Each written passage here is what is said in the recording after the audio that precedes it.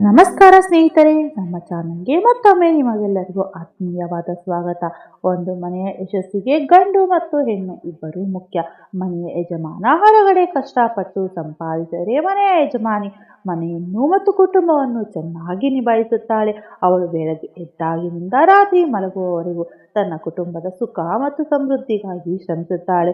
ಇಂತಹ ಮಹಾಲಕ್ಷ್ಮಿಯಾದ ಮನೆಯ ಯಜಮಾನಿ ರಾತ್ರಿ ಮಲಗುವ ಮೊದಲು ಕೆಲವು ಸರಳ ನಿಯಮಗಳನ್ನು ಪಾಲಿಸಿದರೆ ಮನೆಯಲ್ಲಿ ಸಮೃದ್ಧಿ ಮತ್ತು ಅದೃಷ್ಟ ನೆಲೆಸುತ್ತದೆ.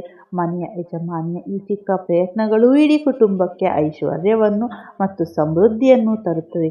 ಈ ನಿಯಮಗಳು ಯಾವುದು, ಯಾವ ಕೆಲಸಗಳನ್ನು ಮಾಡಬೇಕು ಅನ್ನೋದನ್ನು ಇಂದಿನ ವಿಡಿಯೋದಲ್ಲಿ ನೋಡೋಣ. ಅದಕ್ಕೂ ಮೊದಲು ದಯವಿಟ್ಟು ಈ ವಿಡಿಯೋಗೆ ಒಂದು ಲೈಕ್ ಕೊಟ್ಟು ನಮ್ಮ ಚಾನಲನ್ನು ಸಬ್ಸ್ಕ್ರೈಬ್ ಮಾಡಿಕೊಳ್ಳಿ.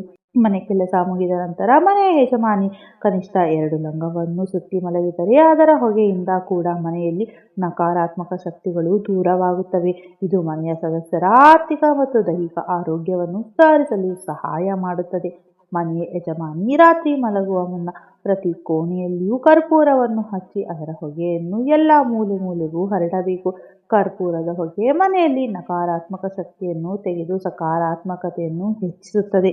ನವಗ್ರಹಗಳಲ್ಲಿ ಶುಕ್ರನಿಗೆ ಸಂಬಂಧಿಸಿದ ಕರ್ಪೂರವು ಮನೆಯಲ್ಲಿ ಶುಕ್ರನ ಬಲವನ್ನು ಹೆಚ್ಚಿಸಿ ಲಕ್ಷ್ಮಿ ಕೃಪೆಯನ್ನು ತರುತ್ತದೆ. ಇದರಿಂದ ಗಂಡ ಹೆಂಡತಿ ನಡುವಿನ ಕಲಹಗಳು ಕಡಿಮೆಯಾಗಿ ಮನೆಯಲ್ಲಿ ನೆಮ್ಮದಿ ನೆಲೆಸುತ್ತದೆ. ಮನೆ ಯಜಮಾನ ನೆಮ್ಮದಿಯಾಗಿ ನಿದ್ರಿಸಿ ಬೆಳಗ್ಗೆ ಉತ್ಸಾಹದಿಂದ ಕೆಲಸಕ್ಕೆ ಹೋದರೆ ಮನೆಯಲ್ಲಿ ಏಳಿಗೆ ಖಂಡಿತವಾಗಿಯೂ ಆಗುತ್ತದೆ. ಮಲಗುವ ಮುನ್ನ ಹಣೆಗೆ ಕುಂಕುಮದ ಬೊಟ್ಟನ್ನಿಟ್ಟು ಮಲಗುವುದನ್ನು ಅಭ್ಯಾಸ ಮಾಡಿಕೊಳ್ಳಿ. ಇದು ಮಹಾಲಕ್ಷ್ಮಿಯ ಕೃಪೆಗೆ ನೀವು ಪಾತ್ರರಾಗಲು ಮತ್ತೊಂದು ಸುಲಭವಾದ ಮಾರ್ಗವಾಗಿದೆ. ಸಾಮಾನ್ಯವಾಗಿ ಬೆಳಗಿನ ವೇಳೆಗೆ ರಂಗೋಲಿ ಹಾಕುತ್ತೇವೆ, ಆದರೆ ಶುಕ್ರವಾರದ ರಾತ್ರಿ ಮಲಗುವ ಮುನ್ನ ಮನೆಯ ಮುಂದೆ ಅಷ್ಟದಳದ ಪದ್ಮ ರಂಗೋಲಿಯನ್ನು ಹಾಕಿ. ಇದು ವಿಶೇಷ ಶುಭ ಲಾಭಗಳನ್ನು, ಶುಭ ಸಂಕೇತಗಳನ್ನು ನಿಮ್ಮ ಮನೆಗೆ ತಂದು ನೀಡುತ್ತದೆ. ಇದು ಲಕ್ಷ್ಮೀ ಕೃಪೆಗೆ ನೀವು ಪಾತ್ರರಾಗಲು ಕಾರಣವಾಗುತ್ತದೆ. ಉತ್ತರ ದಿಕ್ಕು ಕುಬೇರನ ದಿಕ್ಕು. ಈ ದಿಕ್ಕಿನಿಂದಲೇ ಸಂಪತ್ತು ಹರಿದು ಬರುತ್ತದೆ. ರಾತ್ರಿ ಮಲಗುವ ಮುನ್ನ ಮನೆಯ ಉತ್ತರ ದಿಕ್ಕಿನಲ್ಲಿ ಸ್ವಲ್ಪ ನೀರನ್ನು ಸಿಂಪಡಿಸಿ. ನೀರು ಪರಿಶುದ್ಧತೆಯ ಸಂಕೇತ. ಇದು ಯಾವುದೇ ನಕಾರಾತ್ಮಕ ಶಕ್ತಿಯನ್ನು ಮನೆಯಿಂದ ದೂರ ಮಾಡುತ್ತದೆ ಮತ್ತು ಲಕ್ಷ್ಮೀ ಕುಬೇರ ಕೃಪೆಯನ್ನು ಮನೆ ಮೇಲೆ ಸದಾ ಇರುವಂತೆ ಮಾಡುತ್ತದೆ. ನೈಋತ್ಯ ದಿಕ್ಕು ಮನೆಯ ಯಜಮಾನನಿಗೆ ಸಂಬಂಧಿಸಿದೆ. ರಾತ್ರಿ ಸಮಯದಲ್ಲಿ ಈ ದಿಕ್ಕಿನಲ್ಲಿ ಕತ್ತಲಿರಬಾರದು. ಒಂದು ಸಣ್ಣ ಬಲ್ಬ್ ಆದರೂ ಉರಿಯುವಂತೆ ನೋಡಿಕೊಳ್ಳಿ.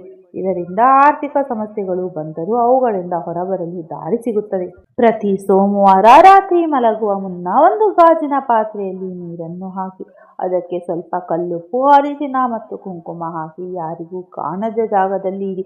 3 ದಿನಗಳ ನಂತರ ಆ ನೀರನ್ನು ಯಾರು ಓಡಾಡದ ಸ್ಥಳದಲ್ಲಿ ಸುರಿಯಿರಿ. ಇದು ಮನೆಯಲ್ಲಿ ಹಣದ ಅರಿವನ್ನು ಹೆಚ್ಚಿಸಿ ನಕಾರಾತ್ಮಕ ಶಕ್ತಿಗಳನ್ನು ಮನೆಯಿಂದ ದೂರ ಮಾಡುತ್ತದೆ. ವಾರಕ್ಕೆ 1 ಬಾರಿಯಾದರೂ ಮನೆಯ ಮುಂದೆ ಸಾಸಿವೆ ಎಣ್ಣೆ ದೀಪವನ್ನು ಹಚ್ಚಿ. ಇದು ಮನೆಯಲ್ಲಿರುವ ದೃಷ್ಟಿ ದೋಷಗಳನ್ನು ಮತ್ತು ನಕಾರಾತ್ಮಕ ಶಕ್ತಿಗಳನ್ನು ದೂರ ಮಾಡಿ ಅದೃಷ್ಟವನ್ನು ಮನೆಗೆ ತರುತ್ತದೆ.